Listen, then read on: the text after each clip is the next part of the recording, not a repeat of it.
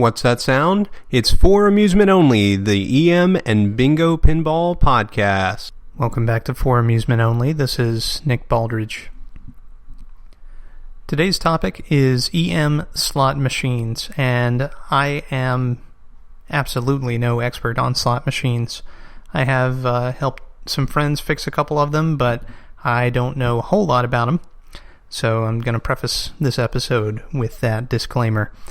I do know that two of the prominent manufacturers of EM slot machines were Mills, who had been manufacturing slot machines for a very long time, and Bally. Now, Mills slot machines are fairly distinctive. They typically had a beautiful molded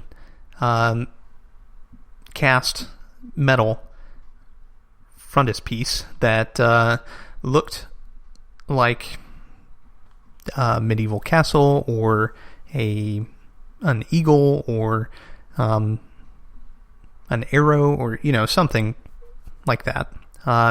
Bally's were typically flatter and had a graphic or two, but a lot fewer ornamentations.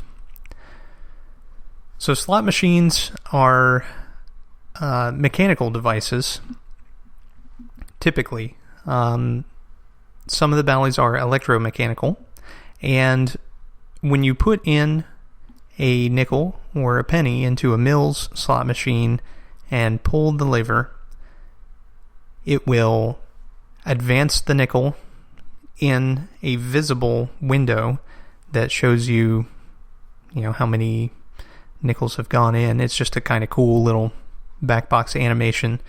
The Mills slot machines also have a visible window that shows the hopper full of nickels or pennies. And this is an enticement for you to win the jackpot, basically. But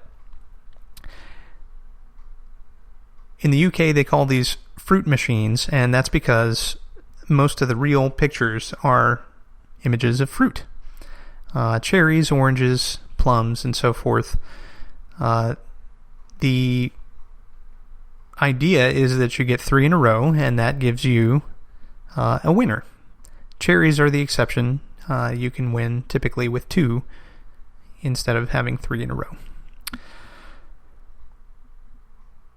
So, in the Mills world, they also manufactured trade stimulators, as I mentioned in a previous episode.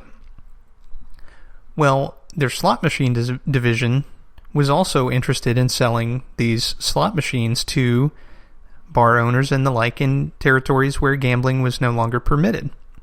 And so they started making these trade stimulator style add-ons, one of which would be a vending add-on that you would clip onto the machine.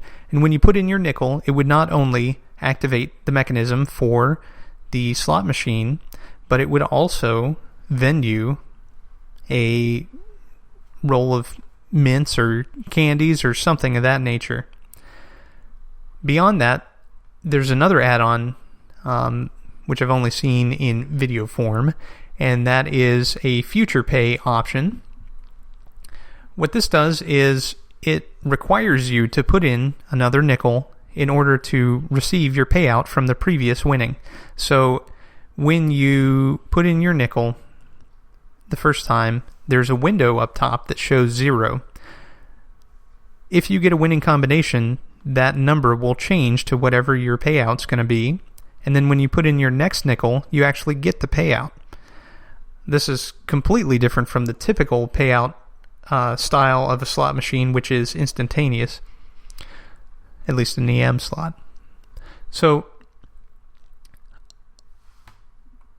this future pay option had a actual physical display. Again, it's beautiful, molded metal, and it says, before you make a purchase through this vendor, look in the window and see what you can buy for your coin.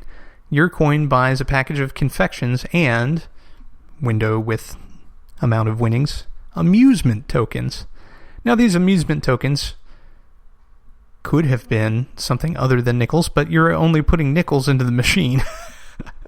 So, yeah, I'm not sure if you could separate the payout hopper, or if someone would have to very quickly change out nickels for tokens in order to make this work.